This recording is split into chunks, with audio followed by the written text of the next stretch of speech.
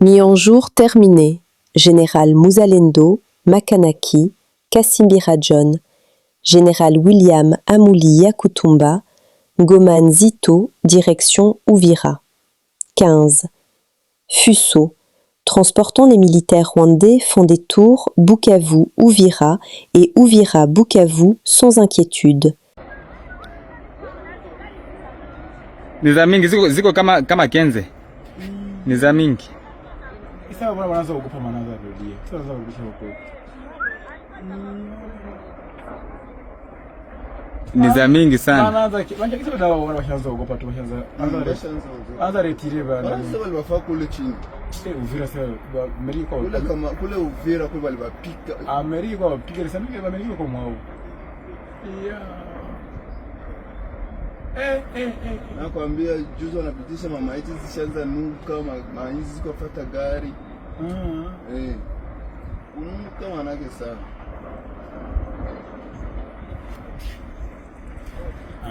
Sasa banaanza kukupa bara, wana retire watu yao.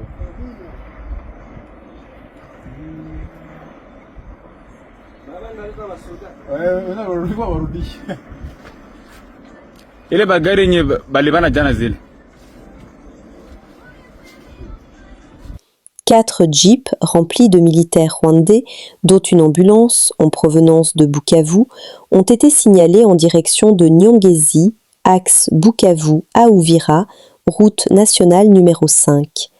Nous appelons nos forces et tous les patriotes à la vigilance maximale sur cet axe stratégique. La situation est sérieuse et nécessite une attention immédiate. La patrie avant tout. La vigilance sauve des vies. Le secrétaire permanent vous a parlé du dialogue. Effectivement, je suis un homme de dialogue et depuis toujours. Je suis issu d'ailleurs d'une culture politique basée sur un combat politique qui prônait le dialogue. Et donc, je me suis toujours servi de cet instrument qu'est le dialogue pour rassembler, réunir et orienter les décisions de toutes nos résolutions. Et cela ne va pas changer.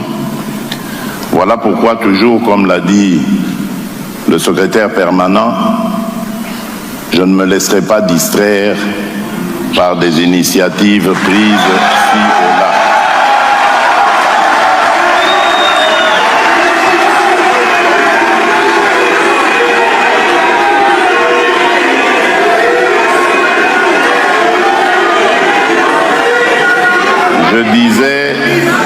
Je disais que, comme vous l'a dit le secrétaire permanent, voilà pourquoi je ne me laisserai pas distraire par des initiatives de dialogue prises ci et là.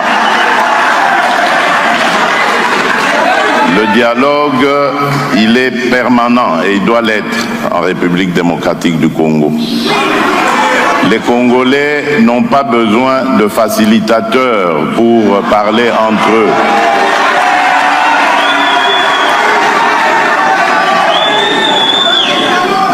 Les Congolais n'ont pas besoin de prendre des armes pour s'opposer les uns aux autres pour terminer par le dialogue. Les Congolais ont démontré qu'ils sont démocrates, qu'ils sont engagés pour la démocratie et l'état de droit dans leur pays. Et si tous les Congolais se mettaient dans cette dynamique, nous n'aurions plus de guerre, nous n'aurions plus des compatriotes qui vont se soumettre à la volonté de certains voisins pour faire du mal à leurs propres frères et sœurs. C'est ce Congo-là, ou ces Congolais-là, que nous devons combattre jusqu'à notre dernière énergie. Parce que ce sont ces Congolais-là qui retardent le développement de notre pays. Ce sont ces Congolais-là qui favorisent les pillages de nos ressources naturelles, des ressources qui auraient pu contribuer davantage aux efforts que nous faisons pour redorer le blason de notre économie.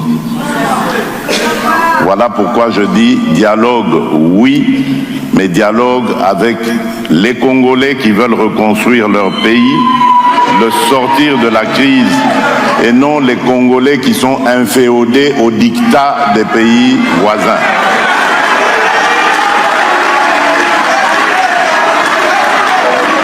Et en tant que garant de la bonne marche de nos institutions, garant de la cohésion nationale, il n'arrivera jamais de dialogue en dehors de ma propre initiative.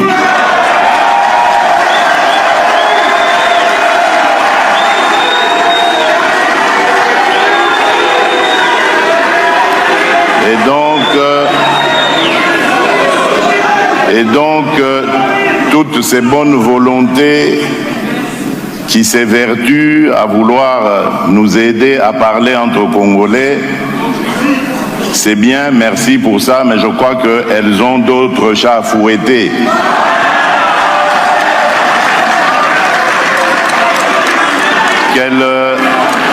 Qu'elles nous laissent régler les problèmes du Congo entre Congolais. Nous avons des Congolais qui sont réfugiés dans ces pays, qui est devenu comme leur seconde patrie.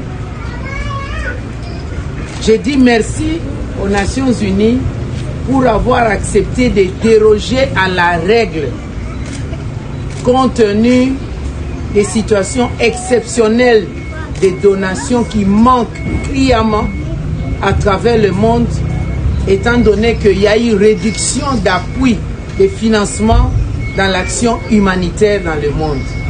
Et cela nous a interpellés, nous, gouvernement de la République démocratique du Congo, face à la situation de nos compatriotes qui sont présentement ici en Tanzanie, et nous venons de Burundi pour la même chose.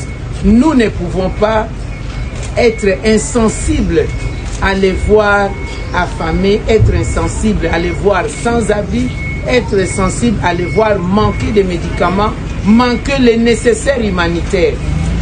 Quoique les normes internationales ne permettent pas à un État d'où les réfugiés sont ressortissants d'intervenir directement, mais comme on dit, à des situations exceptionnelles, les solutions sont aussi exceptionnelles. Nous pensons que ça sera une leçon pour le droit humanitaire international, où ce sont des faits sociaux qui évoluent, qui doivent évoluer aussi en tenant compte des contextes. Nous sommes venus donc non seulement remercier les pays hôtes et les partenaires du HCR, nous sommes venus aussi réconforter nos compatriotes, leur redonner espoir que le gouvernement congolais est en train de se battre sur tous les fronts pour que nous puissions recouvrer la paix. Nous devons recouvrir la paix et la sécurité afin que les fils et les filles de ces pays, de notre pays, puissent regagner leur pays natal. Mais à côté de ça, il y a des mesures qui doivent être prises. Comme j'ai parlé de l'exception, les mesures vont être prises en tripartite. Il y a la République unie de Tanzanie, le HCR, ainsi que notre pays. Nous allons nous asseoir très prochainement pour voir quelles sont les procédures, les solutions durables, parce que nous sommes dans la durabilité, dans le cadre aussi des objectifs de développement durable. D'ici 2030, nous devons tenir compte de ces catégories vulnérables qui se trouvent être des réfugiés. Nous sommes arrivés à la fin de cette édition. Merci à vous de nous avoir suivis jusqu'ici. Si vous avez apprécié ces contenus, n'oubliez pas de vous abonner à notre chaîne, d'activer la cloche de notification pour ne rien manquer de nos prochaines vidéos. Likez et partagez cette vidéo. On se retrouve très prochainement. À bientôt.